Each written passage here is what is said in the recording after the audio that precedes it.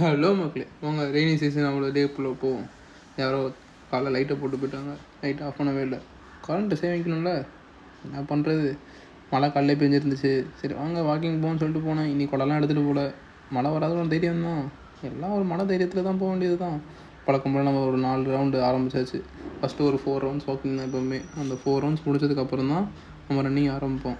ஆனால் இன்றைக்கி நிறைய பேர் குடையை எடுத்துகிட்டு வந்திருந்தாங்க சேஃப்டிக்கு, எங்கே மழை வந்துருமோன்னு. ஆனால் மழை வரல.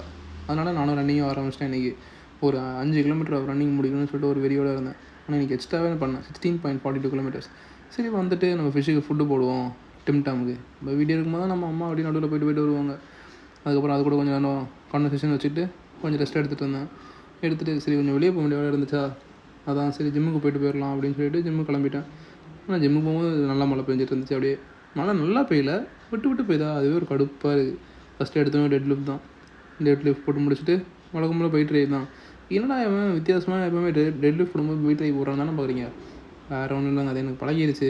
ஏன்னா டெட் லிஃப்ட் போடும்போது எனக்கு வந்து பெரிய மசில் வேறு எதுவும் ஆக்டிவேட் வரக்கூடாது. ஏன்னா அப்போ தான் எனக்கு ஆல்ரெடி ஒரு இன்ஜுரி இருக்குது. ஸோ டெட் லிஃப்ட் போடும்போது ஒரு ஸ்மாலர் மசில் ஆக்டிவேட் பண்ணாலே எனக்கு போதும். ரொம்ப ஹெவியராக போட்டு அது இன்ஜுரி ஆகாமல் இருந்தாலே போதும். ஸோ அதனால தான் பைக் ட்ரை பண்ணும்போது டெட் லிஃப்ட் போட்டுப்பேன்.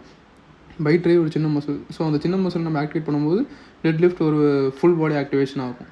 ஸோ இந்த மாதிரி நான் வந்து ஒர்க் அவுட்ஸை பிரிச்சுப்பேன் எப்போவுமே. உங்களோட ஒர்க் அவுட்ஸ் எப்படி நீங்கள் பிரிக்கிறீங்கன்னு தெரில, பட் இந்த மாதிரி நீங்கள் பண்ணி பார்த்தா உங்களுக்கே தெரியும் எப்படி இருக்கும்னு.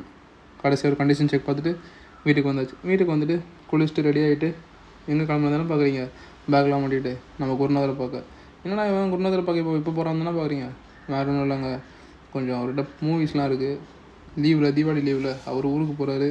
ஸோ அந்த மூவிஸ்லாம் பென்ட்ரைவில் ஏற்றிட்டு நம்ம இந்த லீவில் பார்க்கலாம் அப்படின்னு சொல்லிட்டு. நான் படம் பார்த்து ரொம்ப நாள் ஆகிடுச்சு. சரி இந்த கொஞ்ச நாள் நான் சும்மா தான் இருப்பேன், எப்படியோ இந்த தீபாவளி லீவ்லாம் எங்கேயும் அவ்வளோ போக மாட்டேன். வந்து படத்தை பார்ப்போம் அப்படின்னு சொல்லிட்டு பஸ்ஸில் ஏறிட்டேன். பஸ்ஸு ஃபஸ்ட்டு இங்கேருந்து போகும்போது நல்லா ஃப்ரீயாக இருந்துச்சு, கூட்டம்லாம் இல்லாமல். உடனே போன ஒரு 5 நிமிஷத்துக்கு பஸ்ஸு கிடச்சிருச்சு. ஆனால் ஹாப்பியாக இருந்தேன். சரி இறங்கிட்டு பார்த்தா செம க்ரௌடு, எல்லாம் தீபாவளிக்கு ஊருக்கு போவாங்களே, ஸோ அதுக்காக க்ரௌட் இருக்கும் போலன்னு. சரி படத்தெல்லாம் வாங்கியாச்சு, எல்லாத்தையும் ஏற்றிட்டேன். அங்கேருந்து பஸ் ஏற வந்தேன். பஸ்ஸு எடுக்கிறான் பார்த்தா எடுக்கவே இல்லை. 10 நிமிஷம் ஆச்சு. சண்டை போட ஆரம்பிச்சிட்டாங்க. எல்லா பஸ்ஸும் டோல்கேட் வரை தான் போகணும். அதுக்கப்புறம் எல்லோரும் மக்கள்லாம் அராஜகம் பண்ணி அவங்களோட உரிமையை தட்டி கேட்டாங்க. ஏன் எப்படி மதுரை வழிக்கு எப்படி போகும் பஸ்ஸு அப்படின்னு சொல்லி. அப்புறம் இந்த பஸ்லேருந்து நான் இன்னொரு பஸ்ஸுக்கு ட்ரான்ஸ்ஃபர் ஆகி பார்த்தவங்களுக்கே தெரியும். அப்புறம் அந்த பஸ்ஸில் போய் நல்ல ஒரு சீட்டு கிடச்சிருச்சு பை லக்கியாக.